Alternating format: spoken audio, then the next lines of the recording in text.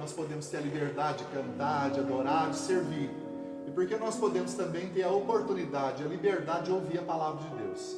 Quem vai pregar a palavra para nós hoje é o Marcos, nosso irmão. Ele é uma das joias preciosas aqui da nossa igreja. E nós vamos orar por ele, abençoando o coração dele. Eu sei que Deus já colocou uma palavra no coração dele para abençoar a vida da igreja, para nos abençoar, e isso é maravilhoso. Vamos todos nós orar por ele? Ore daí, eu vou orar daqui. Nós vamos pedir que Deus enche o coração desse menino aqui tão precioso, tão especial, com a vontade dele, que vai nos exortar, nos consolar, nos ensinar, nos corrigir, nos edificar no Senhor. Vamos orar? Pai, obrigado pela vida do Marcos, obrigado pelo homem que ele é, obrigado, Jesus, pelo homem de Deus que ele é. Obrigado, Jesus, porque nós sabemos que o Senhor já colocou uma palavra boa no coração do teu servo para nos abençoar e nos ensinar. Obrigado, Jesus. Obrigado pela vida preciosa desse menino, Pai, desse homem especial. Nós o colocamos no teu altar e nós declaramos a vitória do Senhor sobre ele, sobre nós, nessa noite, através dessa palavra. Que o teu Espírito use, Senhor, esse instrumento tão bom, tão dócil. Que o seu Espírito use o Marcos para ser um instrumento poderoso nas tuas mãos, ó Senhor, para ensinar a tua igreja a depender de ti, Senhor. Guarda o teu servo, abençoa ele, cuida dele com amor, Pai, e cuida da tua igreja nesse instante, Pai. Usa o Marcos para cuidar da tua igreja nesse instante. Que o teu Espírito, Pai, possa falar aos nossos corações poderosamente, nos ungir, nos abençoar, nos ensinar a depender do Senhor. Te agradecemos, Pai, nós abençoamos o teu filho, repartimos com ele da graça que o Senhor tem nos dado e declaramos a vitória do Senhor sobre ele e sobre nós, em nome de Jesus, para a glória de Jesus que é vivo. Amém e amém. Vai lá, meu irmão. Amém, meus irmãos, graça e paz, boa noite.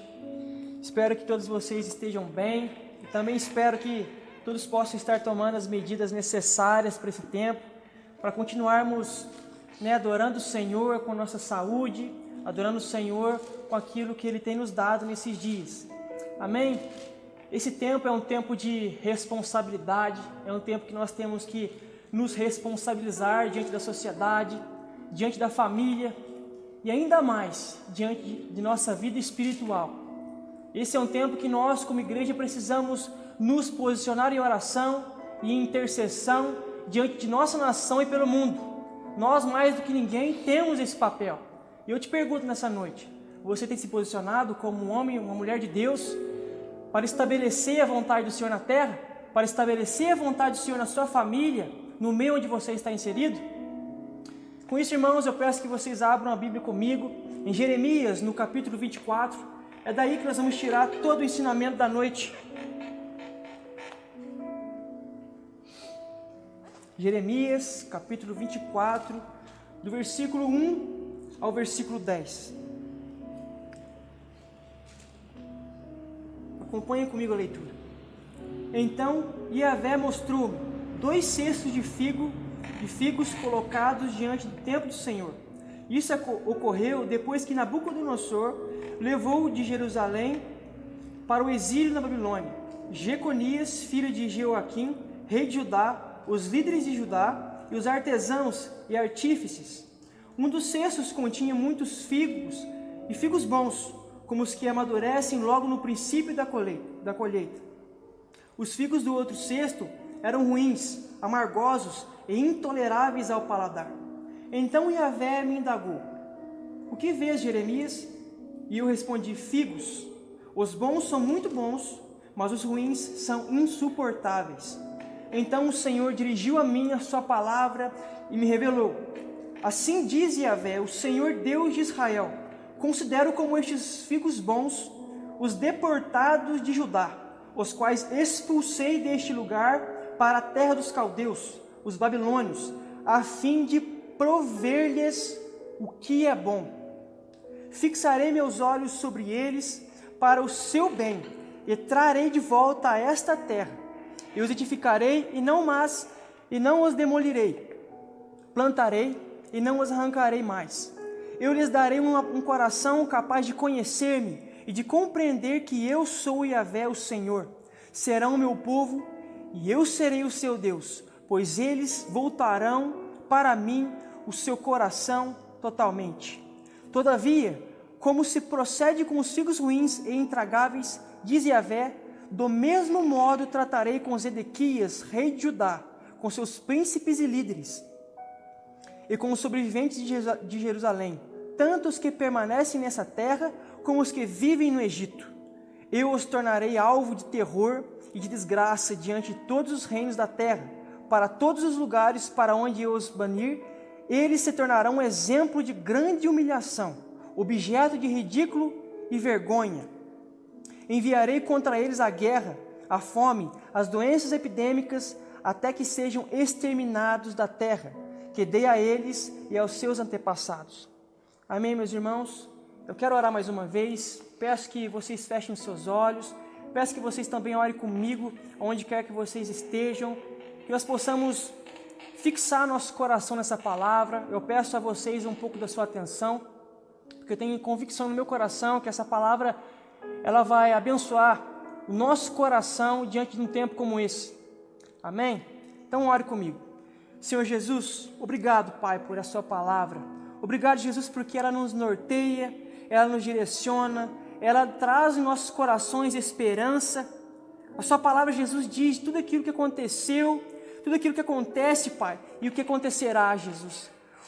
As eras, os tempos, Pai, estão em suas mãos, e nós somos o seu povo, Pai, e também estamos nas suas mãos, Pai, e queremos a cada dia mais depender da sua poderosa mão, depender, Jesus, do seu Espírito. Então, Pai, que nessa noite nós possamos desenvolver, Deus, o entendimento do que é depender de Ti, do que é estar, Pai, nas suas mãos. Então, Pai, com isso, eu peço também, Jesus, o Espírito de sabedoria e de revelação, Pai, no pleno conhecimento da sua palavra, Jesus, assim como diz em Efésios capítulo 1, versículo 17, Pai, para que nós possamos, Jesus, absorver as suas escrituras, a fim de desenvolver nosso homem espiritual, Pai. Nos abençoe, Jesus, nos abençoe nessa noite. Amém e amém. Amém, meus irmãos. Nesse tempo, nós temos visto o que o mundo tem experimentado. O Senhor tem falado demais ao meu coração no livro do profeta Jeremias. E é engraçado que nem Jeremias eu tenho tido como leitura dos devocionais diários meus. Eu tenho lido Isaías, mas é interessante que a palavra do Senhor é viva e ela comunica o nosso coração conforme o Espírito Santo deseja comunicar. Não é algo mecânico, não é algo que nós pré-estabelecemos, mas quando nós estamos à mercê do poder do Espírito, Ele fala conosco diante da sua soberania. Então, meus irmãos, eu convido você nesse tempo a se posicionar, a se responsabilizar como um homem, como mulher de Deus, para entender o propósito do Senhor nesse tempo. É um tempo, como eu disse, de responsabilidade diante da sociedade, diante da nossa família, mas ainda mais responsabilidade espiritual. Então quero atentar nessa noite para esse foco, responsabilidade espiritual diante dos processos, diante do propósito de Deus nesses tempos que nós temos experimentado. Amém, irmãos? Confesso que essa palavra, Jeremias 24, é um pouco complicada, porque existem muitos fatos históricos que precisam ser expostos para compreensão. Um deles que eu quero expor é a vida de Jeremias. Jeremias era um profeta que, quando foi chamado por Deus para o seu ministério profético, se sentia muito incapacitado. Foi chamado muito jovem para o ministério e, por conta disso, se sentia incapacitado, inadequado para o ministério profético. Mas o Senhor disse que aonde Ele o mandar, Ele iria. E aonde Ele mandar com que Ele falasse, Ele falaria. E isso quer dizer o quê? Dependência. A qualidade, a capacidade não vem de nós, ela vem do Espírito de Deus. E Jeremias obedeceu o chamado e exerceu o seu ministério durante 40 anos. 40 anos de ministério profético. Mas o interessante do ministério de Jeremias é que na maior parte do seu propósito em Judá, ele não foi ouvido, muitas das vezes, pelos seus contemporâneos. Muitas vezes ele foi apontado, a sua mensagem foi totalmente contrariada pelas pessoas, porque ele pregava aquilo que o Senhor queria para aquele tempo, o arrependimento. E ele não se amoldava ao povo daquela época, ele não se deixava levar por aquilo que as pessoas falavam sobre ele, mas ele se deixava levar por aquilo que o Senhor disse a respeito dele. Nós temos que tomar isso como exemplo. Nós somos a nação de Deus, incumbida de interceder sobre a nossa nação, sobre nossa cidade, sobre o nosso povo. Nós temos feito isso. Diante disso, eu convido vocês a refletir sobre isso, sobre o nosso posicionamento nesse tempo. Nós sabemos que a tribulação, a provação, é um método de Deus de nos desenvolver.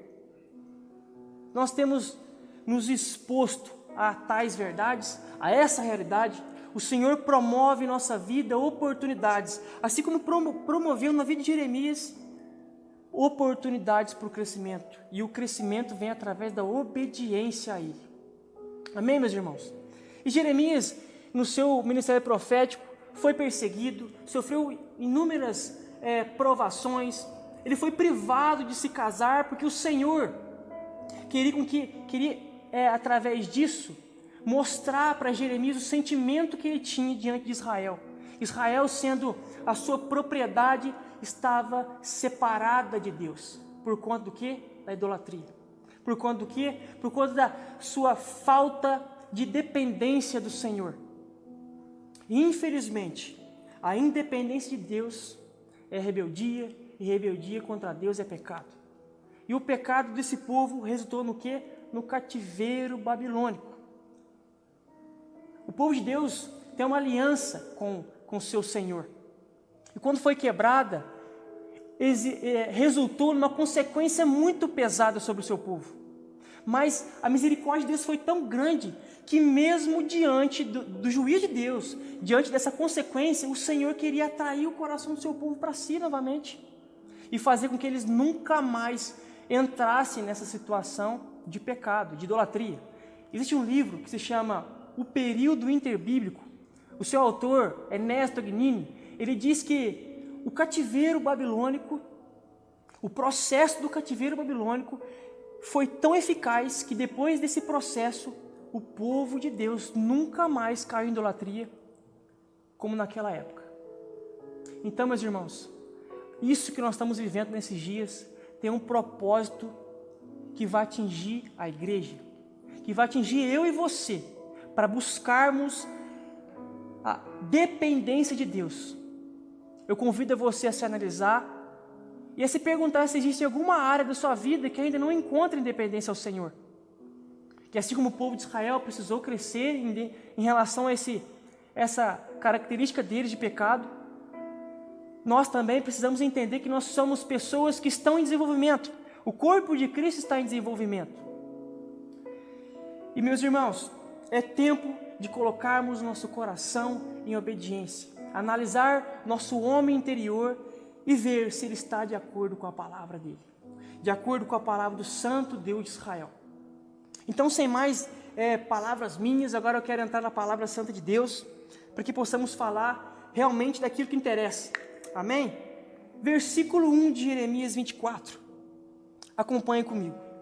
Então Yahvé mostrou-me 2 cestos de figos colocados diante do templo do Senhor.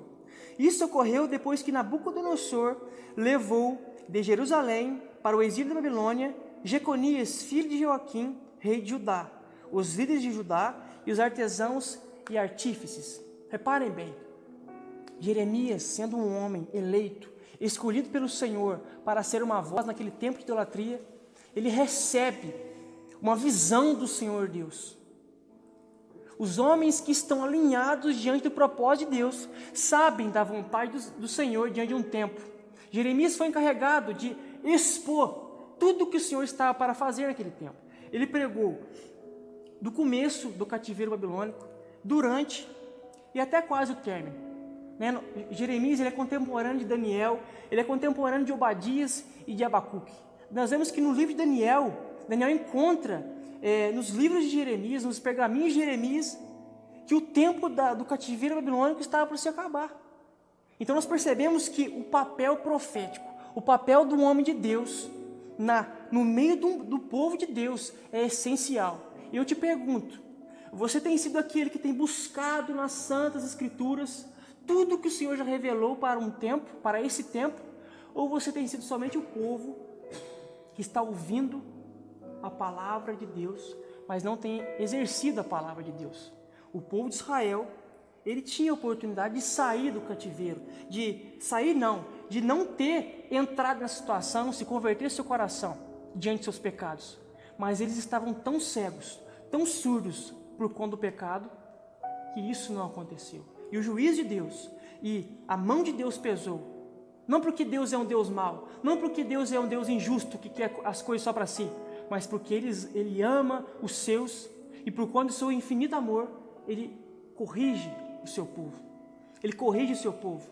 E Ele usa Jeremias para estabelecer sua vontade, para expor sua vontade. Mais uma vez te pergunto, você tem sido um homem, uma mulher que busca no Senhor, busca através do relacionamento e com o lidar com as Escrituras, o entendimento, o conhecimento de Deus, para se abençoar as pessoas, avisar as pessoas, direcionar as pessoas diante desse tempo? Ou você só tem sido massa de manobra, persuadido, levado por todo tipo de pregações que não são evangelho, que são vãs filosofias, assim como diz em Gálatas? Enfim, meus irmãos, nós temos que posicionarmos como homens, mulheres de Deus. O corpo de Cristo não é formado a respeito daqueles que são aqueles que leem a Bíblia e aqueles que ouvem aqueles que pregam. Mas o ministério é feito daqueles que são chamados para conhecer o seu Deus e assim executar a vontade de Deus, que é conhecida através do relacionamento, é conhecida através do jejum, é conhecido através do morrer para si mesmo, para viver para Cristo. Amém, meus irmãos? E por isso que Jeremias conseguiu exercer o seu ministério, mesmo passando por dificuldades, mesmo passando por provações, por situações difíceis. Ele perseverou porque ele sabia o Deus que ele servia e sabia quem ele era em Deus. Amém? Então vamos continuar. No versículo 2. Um dos cestos continha figos muito bons, como os que amadurecem logo no princípio da colheita. Os figos do outro cesto eram ruins, amargos e intoleráveis ao paladar. Então Yahvé me indagou: que vês, Jeremias? Eu respondi: figos. Os bons são muito bons, mas os ruins são insuportáveis. Deus é maravilhoso, porque na hora que o pastor estava direcionando o início do culto, ele disse que esse tempo, o tempo de juízo, o tempo do Senhor estabelecer a sua maneira de lidar com os seus filhos sobre a terra, separa os bons dos ruins, as crianças dos adultos, aqueles que são e aqueles que não. E aqui, nada mais, nada menos, o Senhor expôs isso para Jeremias.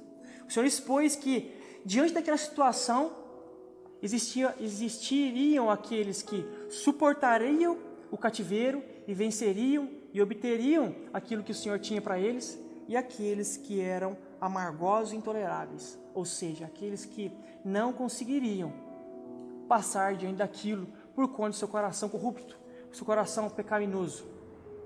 E uma palavra que remete ao meu coração diretamente em relação a isso é quando o Senhor Jesus, em Mateus, no capítulo 13, versículo 24, ele diz a respeito da parábola do joio e do trigo. E ele expõe nessa parábola que um senhor, ele planta o trigo no seu campo, e mais tarde vem um homem e planta o joio junto do trigo. E depois de um tempo, o seu senhor e os seus servos vão ver aquela plantação e percebem que existe joio no meio do trigo. E os servos perguntam para o seu senhor: Senhor, o senhor quer que a gente retire o joio? Retire o joio do meio da plantação? E o senhor da plantação, esse sendo Deus, disse: não quero que retire, porque se retirar poderá afetar o trigo também. Mas é necessário então que eles cresçam e num determinado tempo, no tempo certo, eles sejam separados, eles sejam colhidos separados e assim dado o seu determinado fim. O trigo seria colocado no seu celeiro, no celeiro do Senhor, e o joio seria jogado fora, queimado, parafraseando essa história. Ou seja, o povo de Deus, que é o trigo, que está colocado no mesmo campo do joio, que são os filhos dessa era, vão crescer juntos, ou seja, vão desenvolver juntos.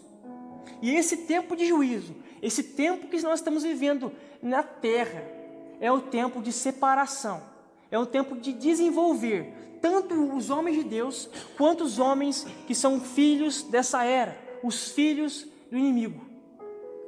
E também é interessante que o Senhor Jesus, num determinado capítulo dos evangelhos, ele diz que os filhos dessa era são mais astutos que os filhos de Deus.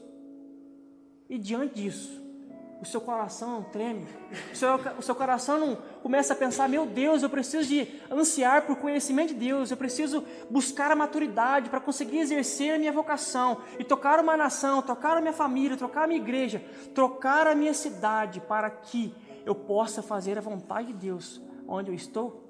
Jeremias fez o que fez porque sabia da sua responsabilidade. Ele alcançou a maturidade em Deus através do relacionamento. E o povo de Deus está crescendo, e o povo desta era também está crescendo. E o nosso posicionamento é qual? Qual é o nosso posicionamento diante dessa ideia? Então o Senhor vai separar. O Senhor, nessa visão que foi dada a Jeremias, Ele vai separar aqueles que são, aqueles que não são. Aqueles que são dele e aqueles que são para ser exterminados. E continuando, no versículo 4, o Senhor diz os propósitos diante dessa revelação, dessa visão que Ele dá a Jeremias. Então o Senhor dirigiu a mim a sua palavra e me revelou: assim diz Yahvé, o Deus de Israel: considero como esses bons figos os deportados de Judá, os quais expulsei desse lugar para a terra dos caldeus, os babilônios, a fim de prover-lhes o que é bom. A fim de prover-lhes o que é bom. Meus irmãos, muitas vezes nós temos a tendência de pensar que as tribulações são fases que nós não vamos conseguir vencer, que serão dias dificílimos, que serão difíceis de encarar. Mas o Senhor, te colocando dentro de uma situação de crescimento, de provação, Ele mesmo estará com você todos os dias para prover no seu homem interior tudo o que é bom. E é interessante que no livro de Tiago, no seu capítulo 1, Tiago diz o seguinte: eu gosto sempre dessa passagem, que essa passagem ela alimenta meu coração diante dos desafios que Deus coloca no caminhar. Meus amados irmãos, considerai o motivo de júbilo o fato de passardes por diversas provações, porquanto sabeis que a prova da vossa fé produz ainda mais perseverança, e a perseverança deve ter plena ação, a fim de que sejais aperfeiçoados e completos, sem que vos falte virtude alguma. Pulando lá no versículo 12, Tiago diz: feliz a pessoa que persevera na provação, porquanto após ter sido provada, receberá o prêmio da coroa da vida, que Deus prometeu aos que o amam. Meus irmãos, isso não é maravilhoso? Isso não é especial demais? Deus te colocar dentro de uma prova para promover em você tudo o que é de bom, para promover em você um caráter como de Cristo, para promover dentro do seu homem interior coisas que são sublimes, coisas que são além da filosofia, dos pensamentos que o mundo tem colocado à tona, tem exposto. Nós, chamados para sermos um povo relevante nessa era, precisamos encarar os desafios de Deus com maturidade, porque como assim os homens do mundo estão crescendo em maturidade, em perversidade, em maldade, nós temos que crescer em virtude para a transformação da nossa realidade. Amém, meus irmãos? Então não vamos correr do processo, não vamos correr de tudo aquilo que o Senhor tem promovido no nosso meio, mas vamos de encontro a isso, vamos ao encontro dessa realidade. Seguindo, versículo 6: fixarei meus olhos sobre eles, para o seu bem, e os trarei de volta a esta terra, e os edificarei e não os demolirei, plantarei e não os arrancarei mais. Meus amigos, como eu expus aqui, o Senhor está olhando todos os seus passos. eu não sei, né, se todos já tiveram a experiência de ir para a escola e serem, né, testados numa prova, mas quando a professora fica na sala, é difícil o aluno que vai colar e vai trapacear, porque ele sabe que se a professora vê ele trapaceando, ele vai receber ali a consequência da trapaça.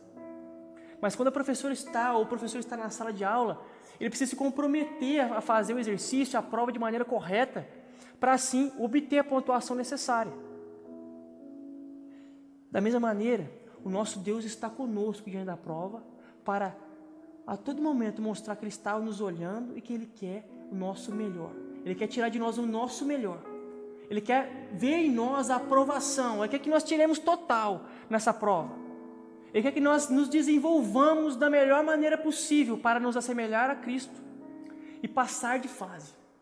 O nosso Deus, Ele não é um Deus de ciclos, no sentido de ficar dando a volta num ponto, assim como o povo de Israel viveu durante 40 anos de sua peregrinação. Mas Ele é um Deus que quer promover na sua vida e na minha vida fases de crescimento, fases de desenvolvimento, fases que nos vão levar a sermos tudo aquilo que Ele quer que nós sejamos. Então, meus irmãos, vamos confiar em Deus diante desse processo, diante dessa situação que nós estamos vivendo de calamidade, dessa epidemia.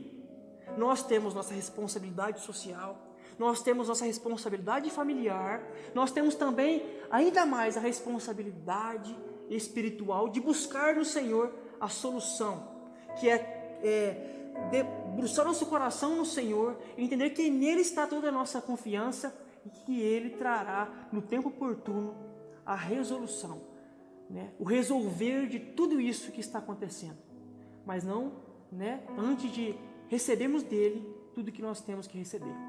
O povo de Israel só saiu da peregrinação, só saiu daquele momento de andar em círculos quando eles pararam de murmurar, pararam de pecar contra o seu Deus. E isso nós vamos experimentar nesses dias. O avivamento que tantas pessoas falam só virá depois de um alinhamento do nosso homem interior e conformidade com o Espírito Santo. Amém? E no versículo 7, a parte especial demais, diz o seguinte: eu lhes darei um coração capaz de conhecer-me e de compreender que eu sou Yahvé, o Senhor. Serão o meu povo e eu serei o seu Deus, pois eles se voltarão para mim de todo o coração. Amém, meus irmãos? Que bênção é essa realidade. O conhecimento de Deus, a compreensão dos propósitos do Senhor, depois do processo da provação, a nós será dado. Será dado àqueles que se submeterem a passar pelo processo de provação, a passar pelo processo de aprendizado. E esse processo é para esmagar o meu e o seu mau caráter diante de Deus. Assim como esse povo aqui estava em idolatria, vivendo nas suas próprias capacidades, se afastando de Deus, nós, o povo dele, precisa se atentar para tais realidades. Nós precisamos buscar isso. E é interessante que o verbo conhecer, na Bíblia, nesse momento aqui, quer dizer de um relacionamento, não só um relacionamento de amizade, onde eu partilho, né, minhas experiências, meus conhecimentos, minha vida para tal pessoa, mas é um relacionamento que vai muito além disso, que partilha coisas íntimas, coisas até na conotação sexual, no verbo da palavra no original hebraico, que significa ou é Yada ou é Yadra. Eu não sei pronunciar o hebraico ainda, mas um dia eu vou conseguir, em nome de Jesus. E esse verbo, a primeira vez que ele foi pronunciado foi lá em Gênesis, quando Adão teve contato, ele conheceu verdadeiramente diante da palavra Eva. E o que é esse conhecer? Foi ter relações íntimas, sexuais com Eva, a ponto de conceber Sete. E quem foi Sete? O primeiro homem a proclamar o nome de Yahvé naquele tempo. Ou seja, o relacionamento intenso com o Senhor, de maneira transparente, verdadeira, sensata, de acordo com os parâmetros, as vontades expostas na palavra, darão frutos bons, darão frutos que abençoarão não só a sua família, o seu meio de convívio, mas as gerações futuras também. E agora nós vamos perceber aqui a situação do povo de Deus que não foi para a Babilônia. Eles buscaram fugir dessa realidade. Nós percebemos que foi da vontade de Deus levar o povo para a Babilônia, para o cativeiro, para que eles fossem aprimorados, para que eles fossem sujeitos a um tratamento para o distanciamento dos pecados que eles estavam vivendo, a idolatria, a capacidade deles próprios que subiram em suas cabeças e fizeram eles esquecerem da dependência de Deus, e entre muitas outras situações. Vamos ler então? Versículo 8. Todavia, como se procede com os figos ruins e intragáveis, diz Yahvé, do mesmo modo tratarei com Zedequias, rei de Judá, com os seus príncipes e líderes e com os seus sobreviventes de Jerusalém, tanto os que permanecem nessa terra como os que vivem no Egito. Eu os tornarei alvo de terror e de desgraça diante de todos os reinos da terra.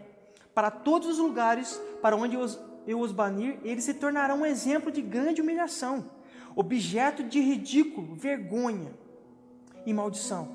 Enviarei contra eles a guerra, a fome e as doenças epidêmicas, até que sejam exterminados da terra que dei a eles e aos seus antepassados. Irmãos, o acontecimento dessa situação, dessa revelação de Deus para Jeremias, se dá no capítulo 42 ao capítulo 46 do profeta Jeremias. E lá está exposto de maneira detalhada e minuciosa a conclusão, a realização disso que está exposto no versículo 8 ao 10. Ou seja, meus irmãos, o que aconteceu nesse momento?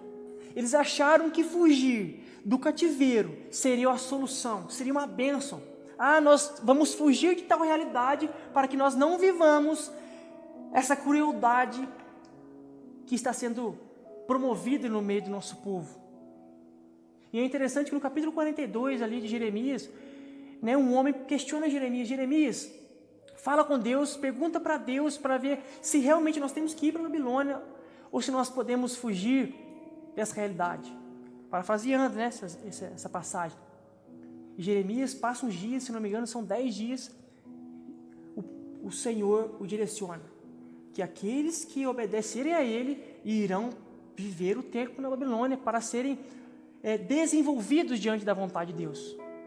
Mas por conta do pecado, por conta da idolatria, por conta da cegueira e da surdez espiritual deles, eles escolheram não obedecer, não escutar a voz de Deus através de Jeremias e foram para o Egito. E permaneceram algumas pessoas ali também em Judá. E o que aconteceu? O Senhor colocou uma motivação, colocou no coração de Nabucodonosor a vontade de acabar com o Egito, dominar o Egito. E o povo de Deus passou por algo muito pior do que passaria se fosse para a Babilônia, para receber o que é bom e perceber que o Senhor está diante deles, está sobre eles, vigiando por eles, e então conhecer a Deus e compreendê-lo. Eles escolheram distanciar-se disso. Ou seja, meus irmãos, correr da realidade que nós estamos vivendo, fugir disso que o mundo tem exposto, é totalmente insensato. Se desviar da intercessão, se desviar da vontade do Senhor, se desviar do relacionamento intenso com o Senhor, é uma insensatez que expõe a sua falta de comprometimento com a palavra do Senhor nesses dias. Então, meu convite para a igreja, para aqueles que estão a nos ouvir, é quebrantamento de coração, reconhecer que sem Deus nada nós somos, para receber dele tudo que nós temos de receber nesse tempo. Dar tudo de nós para receber dele tudo que ele tem para nós. Amém, meus irmãos? Vocês lembram daquilo que eu disse, do joio no começo? né, no começo, no meio da ministração da palavra, que o Senhor Jesus está desenvolvendo tanto o povo dele quanto o povo, né, dessa era, porque eles estão no mesmo campo, eles estão no mundo, eles estão sendo alimentados pela vontade do Senhor. Qual tem sido o seu posicionamento diante disso? Você tem buscado se amadurecer, buscar o amadurecimento nesse tempo? Ou você tem olhado as realidades e não tem se posicionado? Em qual lugar do campo você está? Do lado do joio ou do lado do trigo? Meu irmão, em qual cesto você está? No cesto de figos bons, que amadurecem rapidamente, porque obedecem ao Senhor e vivem os seus propósitos? Ou vocês estão no cesto de figos ruins, que são intragáveis, que são realmente distantes da vontade do Senhor? É isso que eu deixo para a igreja nessa noite. Espero que isso possa ter promovido no seu coração, né, uma reflexão diante desse tempo, e que possamos realmente buscar o Senhor com intensidade, buscar conhecer o Senhor de acordo com a sua palavra e não de acordo com a nossa própria vontade, buscar desenvolver a vontade do Senhor na nossa vida de acordo com o que a palavra já está exposta há muito tempo. Amém, irmãos? Então, diante dessa realidade, diante de tudo aquilo que eu expus, eu quero convidar você a orar comigo, a interceder comigo também e a clamar por misericórdia e pela ação de Deus nas nossas vidas, para que o Senhor desenvolva o nosso interior e nos faça semelhantes a Cristo, e toque as nossas realidades, toque nosso meio familiar, nosso meio de convívio e ainda mais nosso interior. Oremos, meus irmãos. Amém, Jesus. Obrigado, Pai, pela sua palavra. A sua palavra, Deus, é santa, ela é poderosa, ela é verdadeira. Não existe palavra alguma que se compare à sua palavra. E por isso, Pai, nós depositamos toda a nossa esperança, confiança, Jesus, na sua palavra. Senhor, o Senhor morreu na eternidade por nós e nos elegeu como seus filhos. Nos ensina a andar, a caminhar sobre essa terra como verdadeiros cooperadores, embaixadores, verdadeiros cristãos, Pai, que levam o seu nome com responsabilidade e que buscam ser tudo aquilo que o Senhor quer que nós sejamos, Pai. Nos abençoe, abençoe a igreja pelo mundo, abençoe a igreja na nação brasileira, abençoe a igreja no estado de Minas Gerais, abençoe a igreja em Itamonte, abençoe, Pai, a igreja presbiteriana daqui de Itamonte, Pai, e desenvolva os seus homens, as suas mulheres, Pai, para cumprir o propósito do Senhor nesse tempo tão difícil, de levar esperança, de levar a palavra de arrependimento, de levar Jesus, a sua palavra, sobre todas as coisas. Eu oro, Deus, sobre as pessoas que estão passando nesse tempo difícil, Jesus, que foram atingidas pela doença. Eu oro, Deus, para que o Senhor possa, Deus, tocar no interior delas, Pai, nos seus órgãos, no seu sangue, em todo o seu interior, Pai, para que eles possam provar do prover e dos milagres e do seu Espírito nesse momento difícil, Pai. Em nome de Jesus, abençoa as pessoas, Pai, também que sofreram perdas, Jesus. As famílias que sofreram perdas, Pai, acalenta, Jesus, toca os corações, enche o coração deles, meu Pai, de amor, de esperança, Jesus. Sabendo, Jesus, que está preparado um tempo muito melhor, muito maior, muito sublime para nós, os seus filhos. Então, Pai, nos enche do seu conhecimento. Proporcione, Pai, em nossas vidas, oportunidade de crescer, Pai.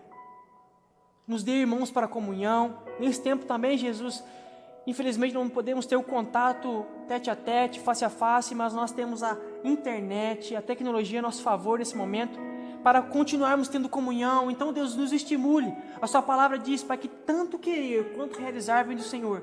Então, Deus, desenvolve em nós o querer, a cada dia mais, de buscarmos o conhecimento do Senhor, a comunhão, a oração e tudo mais que nos faz semelhantes ao Senhor, que nos faz semelhantes ao seu Filho e que nos leva aos seus pés, que é o nosso lugar, Pai.